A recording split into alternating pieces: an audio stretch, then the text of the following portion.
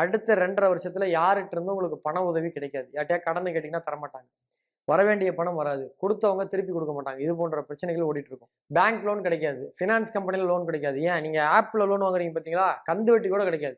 So அதனால இந்த டைம்ல ரொம்ப பொருளாதாரத்த சிக்கன ரொம்ப பேணி காத்துக்கணும். கையில இருக்க பணத்த தேவையில்லாத செலவு பண்ணாதீங்க.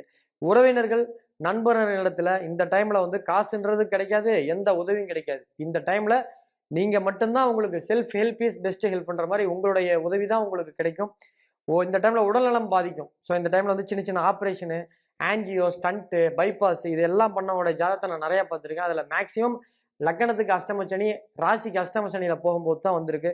அதனால ஹெல்த்ல ரொம்ப கவனமா இருங்க. கண்டத்துக்கு நிகரான தொந்தரவு வரதுக்கான வாய்ப்புகள் உண்டு. தேவையில்லாத உணவு பழக்கத்த ரொம்ப கரெக்ட் பண்ணிக்கோங்க. இந்த லிக்கர் ஹேபிட்டு, ஸ்மோக்கிங் ஹேபிட்லாம் இருந்தீங்கன்னா கண்டிப்பா அத விட்டொழிங்க. ட்ரிங்கிங் ஹேபிட், ஸ்மோக்கிங் ஹேபிட்லாம் இருந்தீங்கன்னா இந்த டைம்ல ராஜ உறுப்புகள்னு சொல்லக்கூடிய கிட்னி, இருதயம், நுரையீரல், மண்ணீரல், கணையம், மூளை, மண்ணீரல் இது போன்ற ராஜ உறுப்புகள்லாம் தேவையில்லாத தொந்தரவுகள் வரும்.